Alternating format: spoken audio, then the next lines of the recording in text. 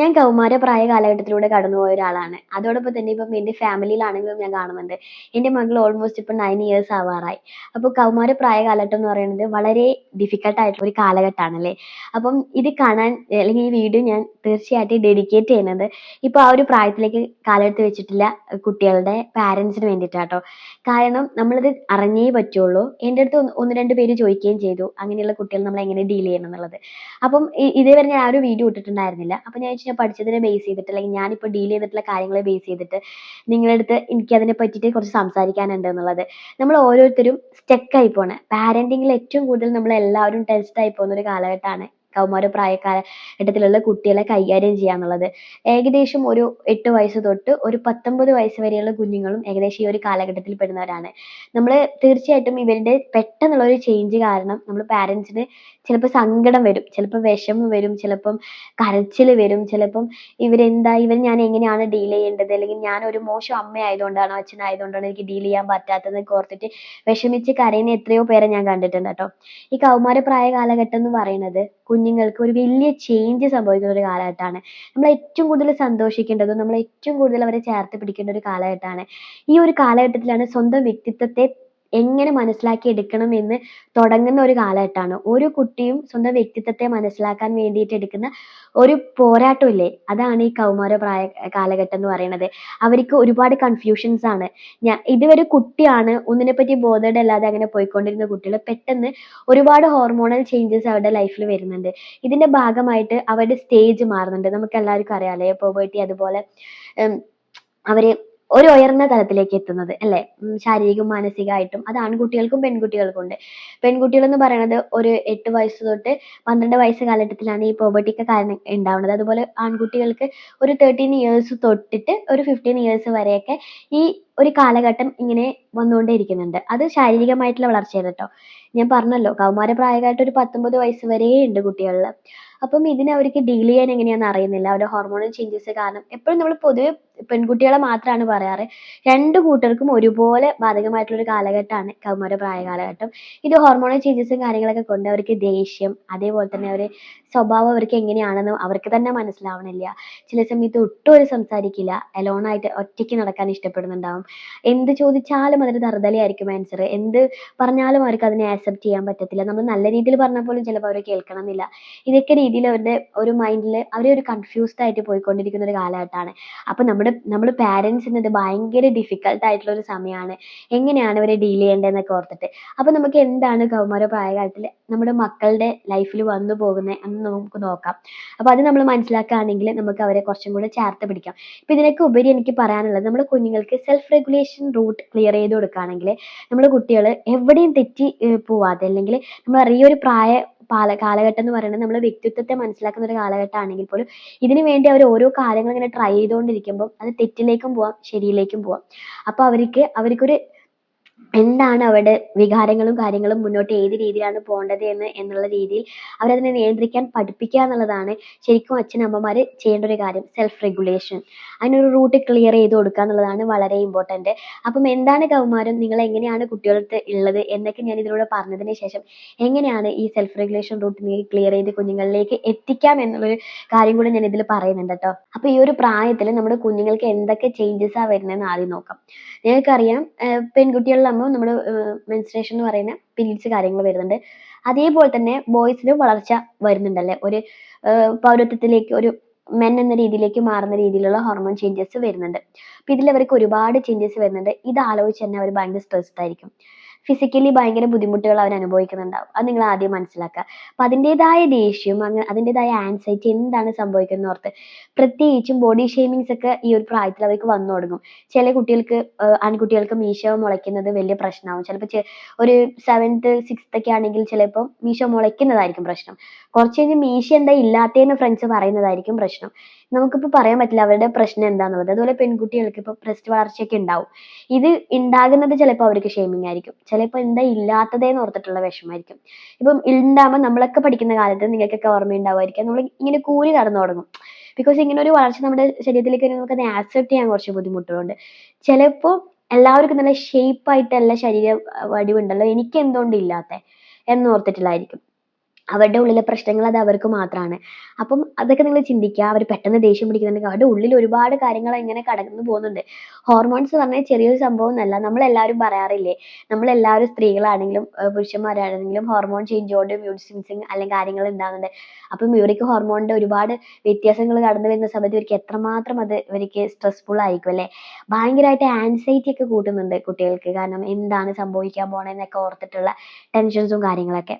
അതുകൊണ്ട് തന്നെ ഇത് ഇവരെ വല്ലാതെ ബുദ്ധിമുട്ടിക്കുന്നുണ്ട്. അതുപോലെ നമ്മൾ പറയാറില്ലേ, ഈ ഒരു പ്രായത്തിലാണ് അവര് ഒരു പുരുഷൻ അല്ലെങ്കിൽ ഒരു സ്ത്രീ എന്ന് പറയുന്നതിലേക്ക് കാലെടുത്ത് വെക്കുന്നത്. അതുകൊണ്ട് തന്നെ ഇവരുടെ ഉള്ളിൽ ഇവരുടെ വ്യക്തിത്വത്തെ ഇവർ തേടിക്കൊണ്ടേയിരിക്കും. ഞാൻ എങ്ങനെയാണ്, ഞാൻ എന്താണെന്നൊക്കെ ഓർത്തിട്ട്. അതുകൊണ്ട് തന്നെ ഇവർക്ക് ഭയങ്കര ബ്യൂട്ടി കോൺഷ്യസ് ഉണ്ടാവും. ഇവർക്ക് ഭയങ്കര ബോഡി ഷേമിങ് ഫീൽ ചെയ്യുന്നുണ്ടാവുമായിരിക്കും. ചിലപ്പം നമ്മുടെ കളറിനൊക്കെ ആയിരിക്കും അപ്പായിരിക്കും തിങ്ക് ചെയ്യുക, ഞാൻ അധികം കളർ ഇല്ല അല്ലേ എന്നുള്ളത്. ഒരു കുഞ്ഞ് പിമ്പിൾസ് വരുന്നത് വരെ ഇവർക്ക് വലിയ പ്രോബ്ലം ആയിരിക്കും. നമ്മളേക്ക് ഇതൊരു ചെറിയ കുരുവല്ലേ മോളെ, അല്ലെ മോനെ ഇതൊരു ചെറിയ കുരുവല്ലേ നമ്മൾ ചോദിക്കായിരിക്കും. പക്ഷെ അവർക്ക് അത് വലിയ പ്രശ്നമാണ്. അങ്ങനെയുള്ള കുറച്ച് കാര്യങ്ങളൊക്കെ അവരുടെ ബോഡിയുടെ ചേഞ്ചസിനനുസരിച്ച് അവർക്ക് ഭയങ്കര പ്രോബ്ലംസ് ആയിട്ട് ക്രിയേറ്റ് ചെയ്യാൻ തുടങ്ങും. അതേപോലെ തന്നെ അവർ ചെയ്യുന്ന ഒരു കാര്യമാണ് പിയർ ഗ്രൂപ്പ്. അതൊരു നല്ല കാര്യമാണ്, നമ്മൾ കൂട്ടത്തിൽ എല്ലാവരുമായിട്ട് കൂടുക എന്നുള്ളത്. പക്ഷെ അവിടെ അവർ അങ്ങോട്ടും ഇങ്ങോട്ടും കമ്പയർ ചെയ്ത് തുടങ്ങും മനസ്സുകൊണ്ട്. ഞാൻ ഇങ്ങനെയാണല്ലോ, അവൾ അങ്ങനെയാണല്ലോ, അവൻ അങ്ങനെയാണല്ലോ എന്നൊക്കെ ഓർത്തിട്ട് ഇതൊക്കെ അവർ അവിടെ സ്റ്റാർട്ട് ചെയ്ത് തുടങ്ങുകയാണ്. അപ്പോൾ അവർ തിങ്കിങ്ങിലേക്ക് ഇതൊക്കെ പോകുന്നത് ഓട്ടോമാറ്റിക്കലി നമ്മൾക്ക് വന്ന പോലെ തന്നെയാണ്, നമുക്ക് ഇതൊക്കെ വന്നതാ, അതുപോലെ കുഞ്ഞുങ്ങൾക്ക് വന്നപ്പോൾ ഇതൊക്കെ സ്ട്രെസ് അവർക്ക് ഉണ്ട്. അതുകൊണ്ട് നമ്മൾ എന്തെങ്കിലും കാര്യം പോയി ചോദിക്കുന്നൊക്കെ അവർ ഭയങ്കര ദേഷ്യം, ഭയങ്കരമായിട്ട് ഷൗട്ട് ചെയ്യുന്നെങ്കിൽ ഇതെന്തിനപ്പം ഈ ചെറിയ കാര്യത്തിന് ഈ കുട്ടി ഇങ്ങനെ ഷൗട്ട് ചെയ്യണേ നമുക്ക് തോന്നിപ്പോകും കേട്ടോ. അതോടൊപ്പം തന്നെയാണ് ഈ സെക്ഷുവൽ ആയിട്ടുള്ള കാര്യങ്ങളിലൊക്കെ അവര് കുറച്ചും കൂടെ എന്താ പറയണ്ടേ, ഡൗട്ട്സ് വന്നു തുടങ്ങിയിട്ടുണ്ടാകും. കുറച്ചും കൂടെ കാര്യങ്ങൾ അവർക്ക് വന്നു തുടങ്ങിയിട്ടുണ്ട്. ഇപ്പൊ നമ്മൾ പൊതുവെ പറയാറില്ലേ, നമ്മുടെ ഉം, ഉം, നമ്മുടെ കക്ഷത്തും ഇങ്ങനെയൊക്കെ രോമങ്ങൾ വന്നു തുടങ്ങും, അങ്ങനെ നമ്മുടെ പ്രൈവറ്റ് പാർട്സിലൊക്കെ. അപ്പം ഇതൊക്കെ കുട്ടികൾക്ക് ഡൗട്ട് ആവും. കുട്ടികൾ എന്താ ചോദിച്ചു തുടങ്ങും. ചിലപ്പോൾ എന്തെങ്കിലുമൊക്കെ വികാരങ്ങളും ഫീലിങ്സ് ഒക്കെ തോന്നി തുടങ്ങും. ആ സമയങ്ങളിലാണ് പ്രത്യേകിച്ച് പൊതുവെ പ്രണയവും കാര്യങ്ങളൊക്കെ വരുന്നതും ഡിസിഷൻസ് കറക്റ്റ് എടുക്കാതെ അബദ്ധങ്ങളിൽ പോയി വീഴുന്നതൊക്കെ ചെയ്യുന്നത് അല്ലേ. ഇതൊക്കെ ആ ഒരു സമയത്ത് വരുന്നതാണ്. അപ്പം ചില ഡൗട്ട്സ് ഒക്കെ കൊണ്ട് കുട്ടികൾ ചിലപ്പോൾ വരും. അത് ചിലപ്പോൾ 7 വയസ്സോ 8 വയസ്സോ 9 വയസ്സോ ആയിരിക്കാം. ഈ ഡൗട്ട്സ് ഒന്നും നമ്മൾ ക്ലിയർ ചെയ്ത് കൊടുത്തില്ലെങ്കിൽ എന്താണ് സെക്ഷൽ റിലേഷൻഷിപ്പ്, ആരെങ്കിലും ഫ്രണ്ട്സ് പറയുന്നതിന്റെ ഇടയിലായിരിക്കും കേട്ടിട്ടുണ്ടാവുക.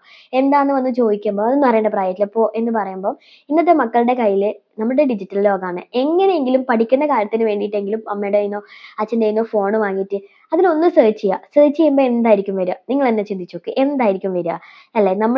അവർ വിചാരിച്ച ചോദ്യത്തിന്റെ ആൻസറും ആയിരിക്കില്ല, അല്ലെങ്കിൽ കാണേണ്ട കാര്യമായിരിക്കില്ല വരിക. ഇത് കാണുമ്പോൾ ഹോർമോൺ ചേഞ്ചസ് ഉള്ള കുട്ടികളിൽ, ഈ വികാരങ്ങളൊക്കെ സ്റ്റാർട്ട് ചെയ്ത് വന്ന കുട്ടികളിൽ ഓട്ടോമാറ്റിക്കലി അവരുടെ ജീവിതത്തിലേക്ക് എന്തും കടന്നു വരും. അങ്ങനെയാണ് പോൺ അഡിക്റ്റ് ഇങ്ങനത്തെ കാര്യങ്ങളിലേക്ക് എത്തിപ്പെടുക. നമ്മൾ പറയാറില്ലേ, അത് അവരുടെ തെറ്റല്ല, അവർക്ക് അവരുടെ പ്രായത്തിൽ അവർക്ക് അത് അറിവില്ലായ്മ കൊണ്ടാണ്. അപ്പം ഈ ഒരു പ്രായ കാലഘട്ടത്തിലേക്ക് കടക്കുന്ന സമയത്ത് എന്താണ് സെക്ഷലി എന്നുള്ള കാര്യങ്ങളും അതിനെ പറ്റിയിട്ടുള്ള എല്ലാ കാര്യങ്ങളും അച്ഛനമ്മമാര് കുഞ്ഞുങ്ങൾക്ക് ചെറിയ അളവ് തോതിലെങ്കിലും പറഞ്ഞു കൊടുക്കുക. ഡീറ്റെയിൽഡ് ആയിട്ട് പറഞ്ഞു കൊടുക്കണം എന്നല്ല ഞാൻ പറയണത്, എന്നാൽ അവർക്കൊരു ഐഡിയ കിട്ടുന്ന രീതിയിലെങ്കിലും പറഞ്ഞു കൊടുക്കാനും അത് ലൈഫിൽ എത്രമാത്രം നമുക്ക് ആവശ്യമുള്ളതാണെന്നും അത് എങ്ങനെയാണെന്നും ഇങ്ങനെയുള്ള കാര്യങ്ങളൊക്കെ കുഞ്ഞുങ്ങളോട് പറയാനും. അങ്ങനെയൊക്കെ കുട്ടികൾ സെർച്ച് ചെയ്ത് കഴിഞ്ഞാലും തെറ്റായ കാര്യങ്ങളിലേക്ക് പോവാതെയും. ഇതുപോലെ എത്രയോ കുഞ്ഞുങ്ങൾ ഞാൻ പഠിക്കുന്ന ക്ലാസ്സിൽ സൈക്കോളജിസ്റ്റ് സാറുമാരൊക്കെ വന്നിട്ട് പറഞ്ഞിട്ട് ഞാൻ കേട്ടിട്ടുണ്ട്. ഈ പോൺ അഡിക്ഷൻ എന്നൊക്കെ കാരണം അതിനെ ഒന്ന് മാറ്റിയെടുക്കാൻ വേണ്ടി കൊണ്ടുവന്നിട്ടുള്ള ഒരു സിറ്റുവേഷനിലേക്കൊക്കെ എത്തിയിട്ടുണ്ട്. അപ്പം അത് എന്തിന്റെ കുറവാണ്, നോളജിന്റെ കുറവാണ്. നമ്മൾ പാരന്റ്സിന്റെ അടുത്ത് ഈ വക കാര്യങ്ങൾ വന്ന് ചോദിക്കുമ്പോൾ എനിക്ക് അതിനുള്ള പ്രായമായിട്ടില്ല എന്നൊക്കെ പറഞ്ഞു വിടും. നമുക്ക് പറഞ്ഞു കൊടുക്കാൻ പറ്റുന്ന ഭാഷയുണ്ട്, നമുക്ക് പറഞ്ഞു കൊടുക്കാൻ പറ്റുന്ന രീതികളുണ്ട്. ആ രീതിയിൽ അവരുടെ അടുത്ത് നമ്മൾ എല്ലാ കാര്യങ്ങളും പറഞ്ഞു കൊടുക്കുക എന്നുള്ളതാണ്. അപ്പം ഇപ്പൊ ഞാൻ കുട്ടികളുടെ പ്രശ്നങ്ങളും എന്താണ് അവര് മുന്നോട്ട് പോകുന്ന കാര്യങ്ങളും പറഞ്ഞില്ലേ. ഇനി പാരന്റ്സ് എങ്ങനെയാണ് അവരെ കൈകാര്യം ചെയ്യേണ്ടതെന്നും പാരന്റ്സ് എങ്ങനെയാണ് നോക്കിക്കാണ്ടതെന്നും കൂടെ പറയാം. പാരന്റ്സ് എപ്പോഴും അവർക്ക് തിരക്കായിരിക്കും അല്ലെ, നമ്മളെല്ലാവരും വർക്ക് ചെയ്യുന്ന ആൾക്കാരാണ്. ഈ ഒരു പറയുന്ന കാര്യം എന്നുള്ളത് നമ്മൾ പെട്ടെന്ന്, എൻ്റെ കൗമാരപ്രായമായിട്ടുള്ള കുട്ടി ഇപ്പം എൻ്റെ അടുത്ത് ഡീൽ ചെയ്യുന്നത് നല്ല രീതിയിലല്ല, അവളെ ഞാൻ എങ്ങനെയാണ് ഇനി എന്നിലേക്ക് എത്തിക്കുക എന്ന് ചിന്തിക്കുന്നവരോട് എനിക്ക് പറയാനുള്ളത്, ചെറിയ പ്രായത്തിലേ നമ്മൾ കൊണ്ടുവരണ്ടേ. ഇനി ഇൻ കേസ് ഒരു 7-8 വയസ്സ് പ്രായമുള്ള കുട്ടികളുള്ള അച്ഛനമ്മമാരെ കാണുന്നെങ്കിൽ എനിക്ക് നിങ്ങളോട് പറയാനുള്ളൊരു അലാമാണ്, കുഞ്ഞുങ്ങൾ പറയുന്നത് കേൾക്കാൻ, അവരിലേക്ക് ഒരു ബോണ്ട് ക്രിയേറ്റ് ചെയ്യാൻ വേണ്ടിയിട്ട് ശ്രമിക്കുക എന്നുള്ളത് വളരെ ഇമ്പോർട്ടൻ്റ് ആണ്. ഒരു കുഞ്ഞ് വന്ന് പറയുന്ന കാര്യങ്ങളെ ആദ്യം കേൾക്കുക. ചില കാര്യങ്ങൾ കുട്ടി തുടങ്ങുന്നേക്കാൾ മുമ്പേ അതിനുള്ള അഭിപ്രായങ്ങളും നീ എന്തിനാ അങ്ങനെ പോയി ഇങ്ങനെ പോയി എന്നൊക്കെ ചോദിക്കാൻ നിൽക്കും. അല്ല, അവർ പറയുന്നതൊന്ന് കേൾക്കാൻ. ഏതൊരു റിലേഷൻഷിപ്പിന്റെ ഇടയിലും ലിസണിങ് കമ്മ്യൂണിക്കേഷൻ എന്ന് പറയുന്നത് വളരെ ഇമ്പോർട്ടൻ്റ്. നമ്മൾ കേൾക്കുക എന്നുള്ളത് വളരെ ഇമ്പോർട്ടൻ്റ് ആണ്. അപ്പോൾ അത് കേൾക്കാനുള്ള ഒരു ക്ഷമ കാണിക്കുക എന്നുള്ളത് നിങ്ങൾ എപ്പോഴും ചെയ്യേണ്ട ഒരു കാര്യമാണ്. ഇനി അങ്ങനെ ഇല്ലാത്തവരാണെങ്കിൽ എന്തെങ്കിലും ഇനി നമ്മൾ ചിലപ്പോൾ പറയുന്നേ ഉണ്ടാവില്ല, നമ്മൾ ക്രിയേറ്റ് ചെയ്യാത്ത ബോണ്ടിങ് കാരണമായിരിക്കും. ഇനിയെങ്കിലും നിങ്ങൾ അവരുടെ അടുത്ത് പോയിട്ട് എന്തെങ്കിലും ഒരു ചെറിയ കാര്യം ദേഷ്യം പിടിപ്പിക്കുന്ന കാര്യമല്ല, ഒരു നോർമൽ ആയിട്ടുള്ള കാര്യങ്ങൾ അവരോട് ചോദിക്കാൻ. അപ്പൊ അവർ പറയുന്ന ആൻസറിനെ മുഴുവനായിട്ടിരുന്ന് അവരെ ശ്രദ്ധയോടെ അവരെ നോക്കിക്കൊണ്ട് തന്നെ അത് കേൾക്കാനും കൂടെ ശീലിക്കാൻ വേണ്ടി ശ്രമിക്കുക കേട്ടോ. പിന്നത്തെ രണ്ടാമത്തെ കാര്യം എന്ന് പറയുന്നത് ശാന്തമായിട്ട് സംസാരിക്കുക എന്നുള്ളത് അവരുടെ അടുത്ത്. നമ്മൾ ഭയങ്കര ഹറിയപ്പായി ഷൗട്ട് ചെയ്ത് ഇങ്ങനെയൊക്കെ സംസാരിക്കുക. പക്ഷെ നിങ്ങൾ തന്നെ ഇപ്പൊ ഡീൽ ചെയ്യുമ്പോൾ നിങ്ങൾക്ക് തന്നെ മനസ്സിലാകുന്നുണ്ടാവും അവരുടെ അടുത്ത് നിങ്ങൾ ഭയങ്കര കാം ആൻഡ് ക്വയറ്റ്ലി പോയി സംസാരിച്ചാൽ മാത്രമേ നിങ്ങൾക്ക് അവരെ ഡീൽ ചെയ്യാൻ പറ്റുന്നുണ്ടാവുള്ളൂ അല്ലെ. അത് നമ്മൾ ശീലിച്ചേ പറ്റുള്ളൂ. കാമായിട്ട് ക്വയറ്റ് ആയിട്ട് ഭയങ്കര സമാധാനത്തോടു കൂടെ അവരോട് സംസാരിക്കാൻ. പിന്നെ ഒന്ന് മനസ്സിലാക്കുക, നമ്മുടെ മക്കൾ വളരുകയാണ്, അവർ വലുതായി എന്നുള്ളത്. അപ്പോൾ തീർച്ചയായിട്ടും കുഞ്ഞിലേ കൊടുക്കേണ്ടതാണ് അവർക്ക് അവരുടേതായ റെസ്പെക്ട് എന്നുള്ളത്. അവരുടെ കാര്യങ്ങൾ നമ്മൾ സംസാരിക്കുമ്പോഴും കേൾക്കുമ്പോഴും റെസ്പെക്ട് കൊടുക്കുക എന്നുള്ളത് വളരെ ഇമ്പോർട്ടൻ്റ് ആണ്. ഇനി അത് കുട്ടിയല്ലേ എന്ന് വെച്ച് കളഞ്ഞ ആൾക്കാരോട് എനിക്ക് പറയാനുള്ളത്, അവർ വളർന്നു കേട്ടോ, അപ്പോൾ അവരുടെ റെസ്പെക്ട് കൊടുത്ത് അവരോട് സംസാരിക്കാൻ വേണ്ടി ശീലിക്കാം. ഇത് വളരെ ഇമ്പോർട്ടൻ്റ് ആണ്. നമ്മൾ പറയാറില്ലേ നമുക്ക് എന്താ റെസ്പെക്ട് തരാത്തത്, നിങ്ങൾ റെസ്പെക്ട് കൊടുത്താലേ കുട്ടികൾ നിങ്ങൾക്ക് റെസ്പെക്ട് തരുള്ളൂ. അവിടെ റെസ്പെക്ട് കൊടുക്കാൻ വേണ്ടിയിട്ട് ശീലിക്കുക. പിന്നെ നിങ്ങളുടെ അടുത്ത് എന്ത് വന്ന് പറഞ്ഞാലും എൻ്റെ അമ്മയോട് പറഞ്ഞാൽ അല്ലെങ്കിൽ എൻ്റെ അച്ഛനോട് പറഞ്ഞാൽ അതൊരിക്കലും ഒരു പ്രോബ്ലം ആവില്ല. അല്ലെങ്കിൽ ഞാൻ അതിൻ്റെ പേരിൽ കുറേ കാര്യങ്ങൾ ഫേസ് ചെയ്യേണ്ടി വരില്ല എന്ന് തോന്നണം. അതിനുള്ളൊരു വിശ്വാസം അവർക്ക് നിങ്ങളോട് ഉണ്ടാക്കുക എന്നുള്ളത് നിങ്ങളുടെ വലിയ ഇമ്പോർട്ടൻ്റ് ആയിട്ടുള്ള ഒരു കാര്യമാണ്. അതുകൊണ്ടാണ് പല കുട്ടികളും പല തെറ്റിലും പോയി വീഴുമ്പോഴും പാരൻസിനോട് പറയാത്തത്. അതിൻ്റെ തുടക്കത്തിൽ തന്നെ ആ പോകുന്നതിനേക്കാൾ മുമ്പേ ഒരു പ്രണയം ആയിക്കോട്ടെ ഫോർ എക്സാമ്പിൾ, പോകുന്നതിനേക്കാൾ മുമ്പേ തന്നെ അതിനെപ്പറ്റി ഒരുപാട് ചിന്തകൾ അവരുടെ ഉള്ളിലുണ്ടാവും, ഇത് ശരിയോ തെറ്റോ എന്നൊക്കെ ഉള്ളത്. അതൊരു നല്ല പേരൻ്റ് ആയിരുന്നെങ്കിൽ അങ്ങോട്ടും ഇങ്ങോട്ടും നല്ല ബോണ്ട് ഉണ്ട്, ഒരുപാട് കാര്യങ്ങൾ സംസാരിക്കുന്ന ആൾക്കാരാണ്, ഭയങ്കര നാച്ചുറലി സംസാരിക്കുന്ന ആൾക്കാരാണ്. ഞാനൊക്കെ എൻ്റെ കോളേജ് ലൈഫിൽ സ്കൂൾ ലൈഫിലൊക്കെ ഉണ്ടായിട്ടുണ്ടായിരുന്നു ഇതുപോലത്തെ കുഞ്ഞു കുഞ്ഞു കാര്യങ്ങളൊക്കെ ഞാൻ എൻ്റെ കുട്ടികൾക്ക് ഷെയർ ചെയ്യാറുണ്ട് കേട്ടോ. ഒരാൾ വന്ന് പ്രപ്പോസ് ചെയ്തതും ആ വ്യക്തിയോട് ഞാൻ തിരിച്ചു പറഞ്ഞ മറുപടി, ആ സമയത്ത് ഞാൻ അനുഭവിച്ച സ്ട്രെസ് ടെൻഷൻസും, നമ്മൾ ആ സമയത്ത് നമുക്ക് ഇപ്പോഴത്തെ കുട്ടികളെ പോലും അല്ല, ഭയങ്കര ടെൻഷൻ സ്ട്രെസ് ചെയ്യണം അങ്ങനെയുള്ള കാര്യങ്ങളും ഒരിക്കലും ഞാൻ അതെൻ്റെ അച്ഛനമ്മയോട് പോയി പറഞ്ഞിട്ടില്ല എന്നും അത് അവരോട് പറഞ്ഞാൽ ശരിയാവില്ല എന്നുള്ള കാര്യം അറിയാം. പക്ഷേ അതിനെ ഞാൻ സ്വയം ഡീൽ ചെയ്തു. കാരണം എനിക്ക് എന്നതിനേക്കാളേറെ എൻ്റെ അച്ഛനും അമ്മയും ഇഷ്ടമായിരുന്നു, സ്നേഹമായിരുന്നു. അതുകൊണ്ട് അങ്ങനെയുള്ള കാര്യങ്ങളിലേക്കൊന്നും അമ്മ പോയില്ല. അപ്പോൾ അവിടെ നിന്ന് കുഞ്ഞു കുഞ്ഞു കാര്യങ്ങൾ പോലും ഞാൻ പറയാറുണ്ട് കേട്ടോ. കാരണം നമ്മൾ ഓരോ കാര്യങ്ങൾ അവരുടെ അടുത്ത് നമ്മൾ സ്കൂളിൽ ഇങ്ങനെയൊക്കെ ആയിരുന്നു, കോളേജിൽ ഇങ്ങനെയൊക്കെ ആയിരുന്നു ഒക്കെ പറയുമ്പോൾ തീർച്ചയായിട്ടും അവർക്ക് നമ്മളോടും പറയാൻ തോന്നും. ഞാനിപ്പോൾ പറഞ്ഞില്ലേ നിങ്ങൾ കുട്ടികളടുത്തൊരു ബോണ്ട് ക്രിയേറ്റ് ചെയ്യണം എന്നുള്ളത്. ഫോർ എക്സാമ്പിൾ നമ്മളെ ലൈഫിൽ കുഞ്ഞുങ്ങളുടെ അടുത്ത് എപ്പോഴും ചെയ്യേണ്ട ഒരു കാര്യം, വൈകുന്നേരം സ്കൂൾ വിട്ട് വന്നു കഴിഞ്ഞാൽ അല്ലെങ്കിൽ നിങ്ങൾ വർക്കൊക്കെ കഴിഞ്ഞ് വന്നാൽ നമുക്ക് അറിയില്ലല്ലോ, അപ്പം ഏത് സമയമാണോ നൈറ്റ് ആയിക്കോട്ടെ ഏത് സമയമായിക്കോട്ടെ അവരോട് നിങ്ങൾ സംസാരിക്കാൻ ഒരു ടൈം കണ്ടെത്തുക.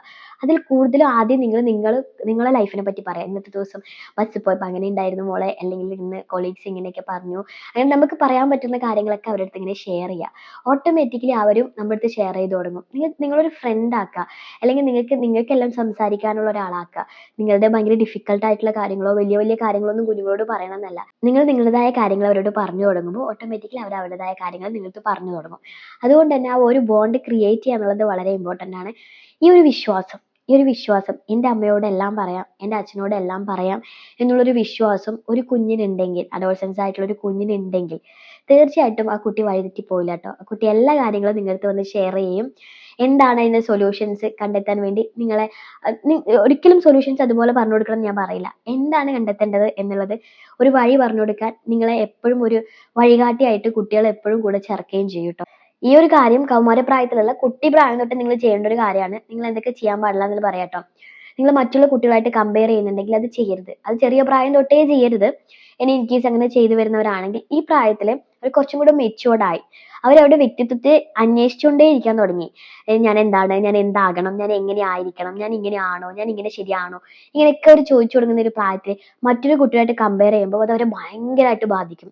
അപ്പൊ കമ്പയർ ചെയ്യാതിരിക്കുക. അതേപോലെ തന്നെ മറ്റുള്ളവരുടെ മുമ്പിൽ വെച്ച് അവരെ ശകാരിക്കുക, വഴക്ക് പറയൊക്കെ ചെയ്യുന്നുണ്ടെങ്കിൽ അതും വലിയൊരു പ്രശ്നമായി മാറും ട്ടോ.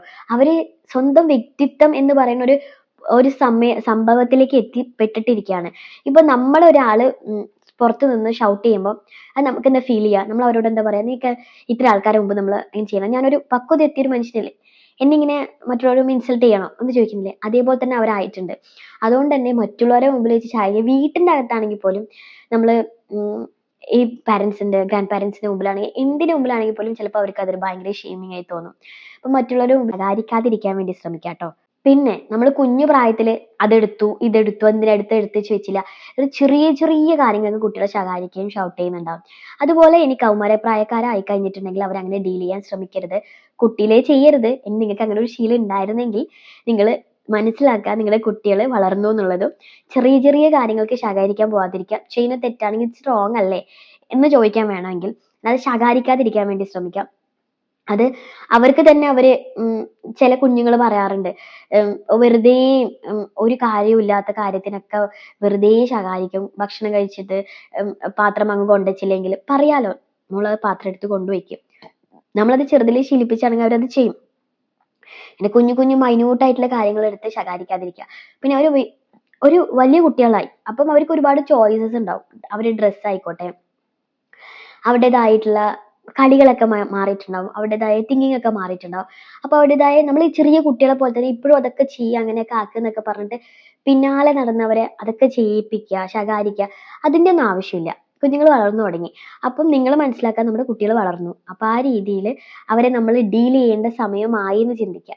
ഞാൻ ഇപ്പൊ പറഞ്ഞു വന്നുകൊണ്ടിരിക്കുന്നത് കുഞ്ഞുങ്ങളൊരു ന്യൂ വ്യക്തിത്വമായി മാറിക്കൊണ്ടിരിക്കുകയാണ്. അതിലേക്ക് അവർ പോയിക്കൊണ്ടിരിക്കുകയാണ്, ശാരീരികമായിട്ടും മാനസികമായിട്ടും. അപ്പൊ അവരുടെ അടുത്ത് നമ്മൾ ചെറുതിൽ പറയുന്ന ഒരു വേർഡ് ഉണ്ട്, എനിക്കൊന്നും അറിയില്ല, ഞാൻ അങ്ങോട്ട് പോകുന്നുള്ളത്. അത് നിർത്താട്ടോ. ഇപ്പൊ എന്റെ ചെറിയ മക്കളെ വെച്ചിട്ട് തന്നെ ഞാൻ പറയാം.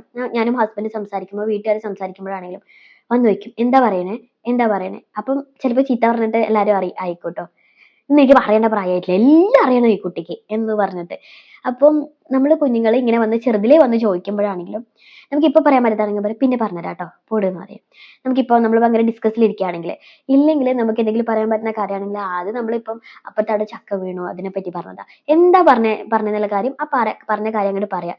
എനിക്കൊന്നും അറിയേണ്ട പ്രായമായിട്ടില്ല എന്ന് കുട്ടിയിലേ പറയേണ്ട ആവശ്യമില്ല. പക്ഷെ ഇനിയിപ്പോൾ അങ്ങനെ പറഞ്ഞ് ശീലിക്കുന്നവരോട് എനിക്ക് പറയാനുള്ളത്, ഇനി അങ്ങോട്ട് അവരോട് അങ്ങനെ പറയരുത്, എനിക്കൊന്നും അറിയില്ല എന്നുള്ളത്. അവർക്കെല്ലാം അറിയേണ്ട പ്രായമായി. അപ്പൊ നമ്മളോട് ചോദിക്കുന്ന കാര്യങ്ങൾ അതുപോലെ പറയാം. എന്താണോ സംഭവിച്ചത് അത് അതുപോലെ പറയാം. എന്താണോ തോന്നിയിട്ടുള്ളത് അത് അതുപോലെ പറയാം. അവരോട് നിങ്ങൾക്കൊന്നും അറിയേണ്ട പ്രായമായിട്ടില്ല. അതുപോലെ അവർ കുറെ ഡൗട്ട്സും കൊണ്ടുവരും. ആ ഡൗട്ട്സും ചിലപ്പോൾ നമുക്ക് പറയാൻ പറ്റാത്ത ഡൗട്ട്സ് ഒക്കെ ആയിരിക്കും. അതാണെങ്കിൽ അത് നമുക്ക് ഏത് രീതിയിൽ പറഞ്ഞു മനസ്സിലാക്കാൻ അറിയുന്നില്ലേ, അപ്പൊ നമ്മൾ ഇപ്പൊ പറയണം, ഇപ്പം നമുക്ക് ഇതെങ്ങനെ പറയണ്ടേന്ന് അറിയുന്നില്ല, കുറച്ച് കഴിഞ്ഞ് പറഞ്ഞേരെ, ഒന്ന് വെയിറ്റ് ചെയ്യും പറയാം.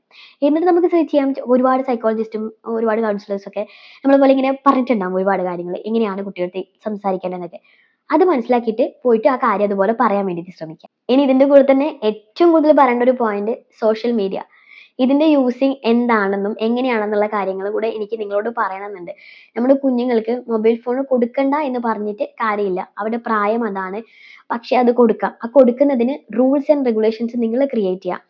ഇന്ന പഠന ആവശ്യങ്ങൾക്ക് ഉപയോഗിക്കാം, കുറച്ച് എന്തെങ്കിലും എൻജോയ്മെന്റ് ആയിട്ടുള്ള കാര്യങ്ങൾക്ക് നോക്കണോ അറിയണോ ചെയ്യാം, അത് നിങ്ങളെ പ്രസൻസിലായിരിക്കാം.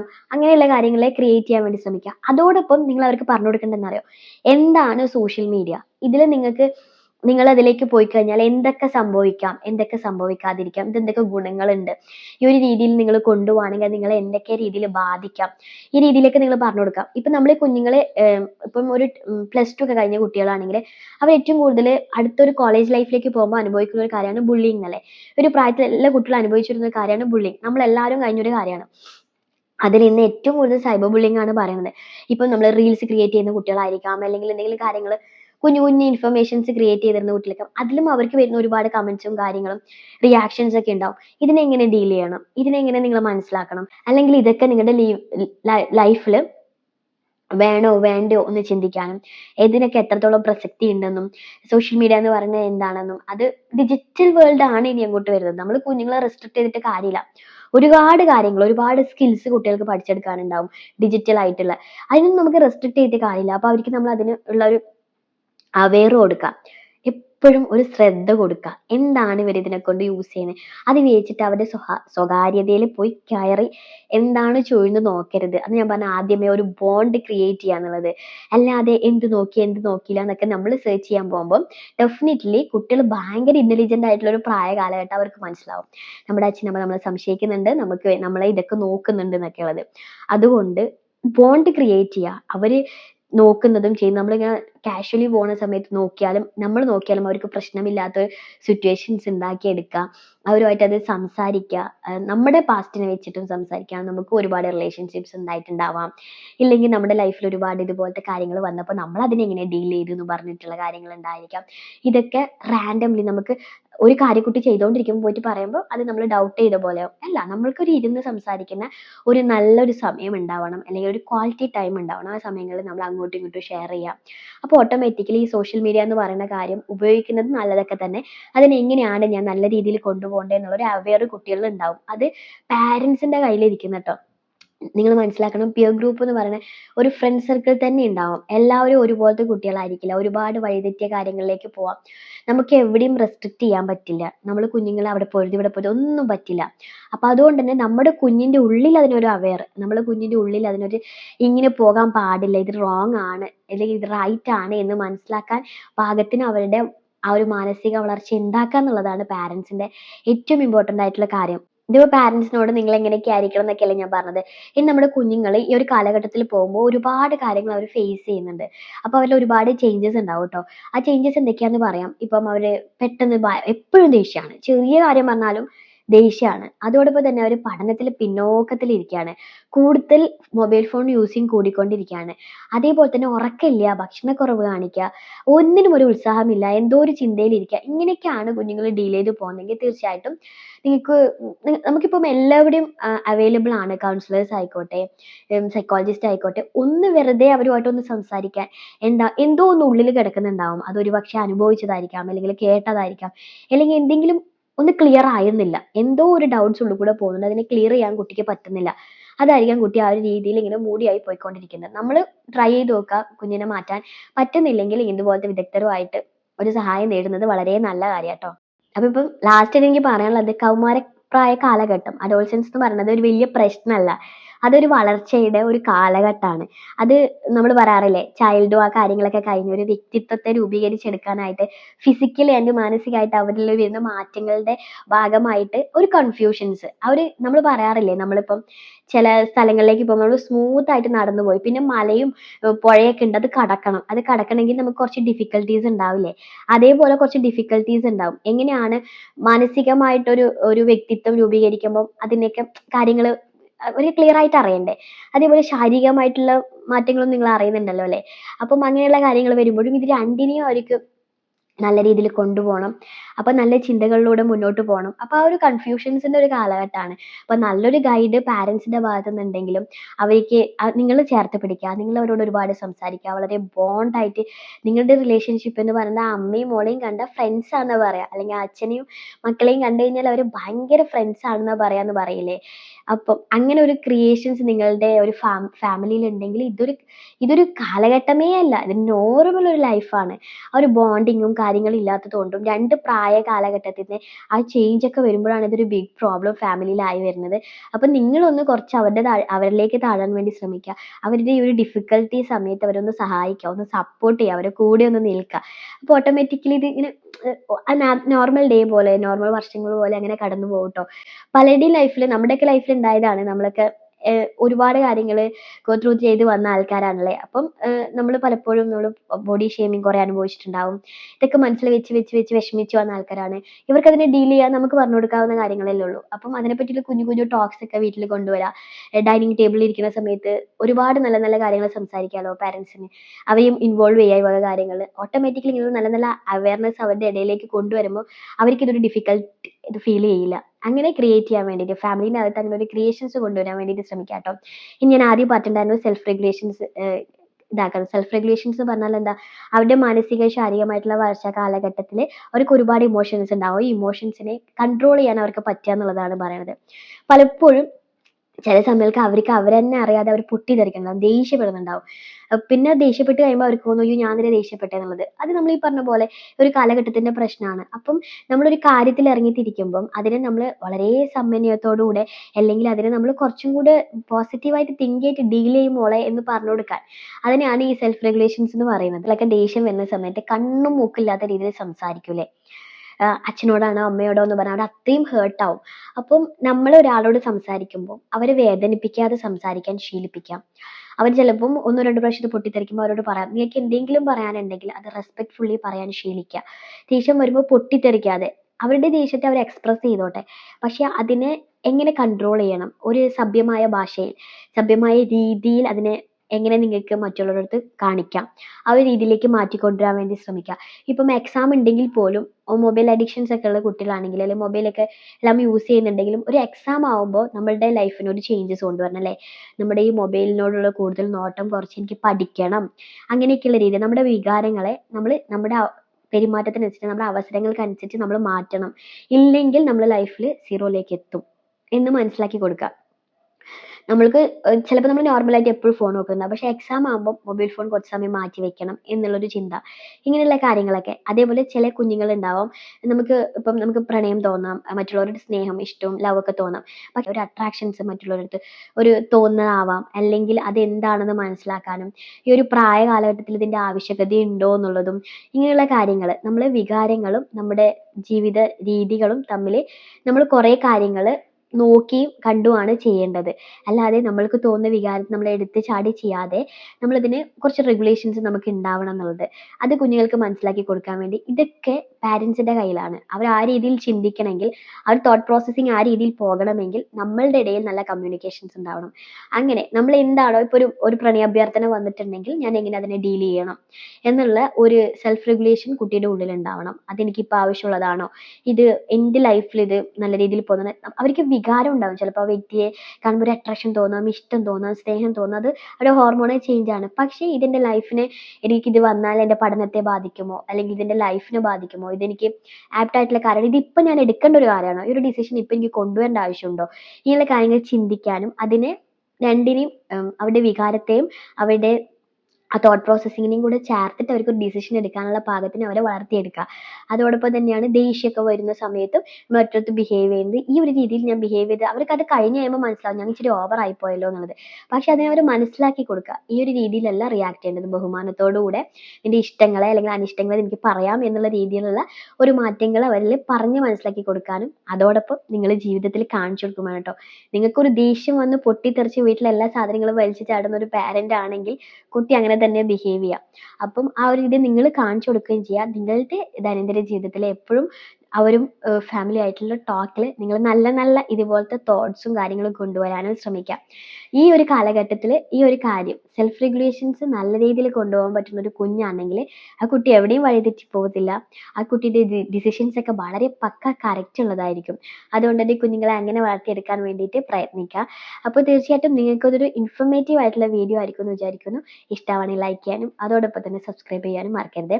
അതിനുശേഷം ഇനി അടുത്തൊരു വീഡിയോ, ഒരു അഡോൾസെൻസ് ആയിട്ടുള്ള ഒരു കുട്ടി, ആ കുട്ടിക്ക് കേൾക്കാനുള്ള കുറച്ച് കാര്യങ്ങളുണ്ട് കേട്ടോ. ആ കുട്ടിക്ക് ചേഞ്ച് വരുത്താൻ പറ്റുന്ന, അല്ലെങ്കിൽ ആ കുട്ടി ഇത് കേൾക്കുകയാണെങ്കിൽ ഒരു ചേഞ്ച് വരുത്താൻ പറ്റും. അപ്പം നിങ്ങളുടെ കുഞ്ഞുങ്ങൾക്ക് അങ്ങനെ ഒരു കാര്യം കേൾക്കണമെന്ന് ആഗ്രഹം ഉണ്ടെങ്കിൽ നിങ്ങൾ സബ്സ്ക്രൈബ് ചെയ്ത് വെക്കുക. നെക്സ്റ്റ് വീഡിയോ ആയിട്ട് ഞാൻ കുട്ടികളോട് സംസാരിക്കുന്ന രീതിയിലൊരു വീഡിയോ, അല്ലെങ്കിൽ അവർക്ക് കേൾക്കാനായിട്ടുള്ളൊരു വീഡിയോ അപ്ലോഡ് ചെയ്യാൻ വേണ്ടിയിട്ട് ആഗ്രഹിക്കുന്നുണ്ട്. അപ്പോൾ നിങ്ങളെല്ലാവരും സബ്സ്ക്രൈബ് ചെയ്ത് വെക്കാൻ മറക്കരുത്.